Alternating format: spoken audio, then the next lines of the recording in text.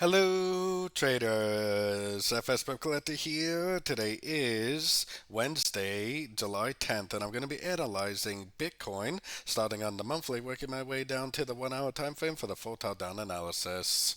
So on Bitcoin, I still think it's very, very clear this is at 1, 2, 3, and we're most likely in a wave 4. We're definitely watching the Fibonacci retracement levels of the wave 3 for the end of a correction.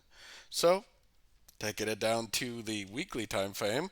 Now, the market did just make a bounce off the 38% Fibonacci retracement of the wave 3. Definitely already has 1, 2, 3 waves down. So if we can identify the end of this third wave right here, which is probably a wave C, then most likely that is the end of a correction and continuation of the uptrend.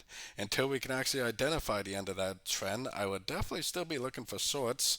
I mean, it could easily go down to the 50%, which I still think is more likely because we got a nice little base rally right there. So taking it down to the daily time frame, we definitely do not have any end of a trend yet. We are definitely making a move to the upside, but we have no breaker structure.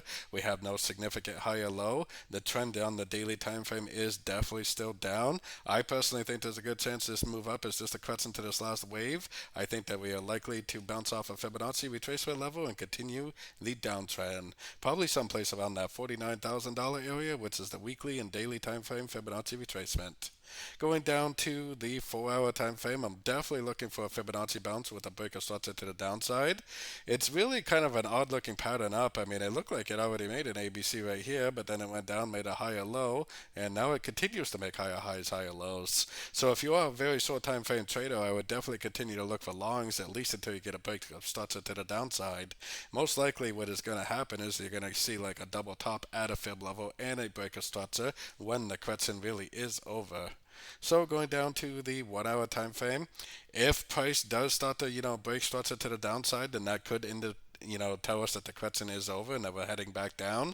If it rejects structure or makes a higher low, then you could definitely continue to look for longs. I think there's a good chance it's going to go up to at least the 61.8, maybe even the 78.6 before we get that double top break of structure to the downside, ending a correction and continuing the downtrend. So if you are a very short time frame trader, I would definitely be waiting patiently for the end of a correction before I would actually start looking for shorts in a downtrend, like that double top at a fib level and a break of structure, which we definitely do not have as of yet. So don't forget to join my free Discord channel, which is linked down here in the corner, and don't forget to check out my website if you'd like to get access to my swing trade setups and my daily live Zoom meetings. As always, thank you and happy trading.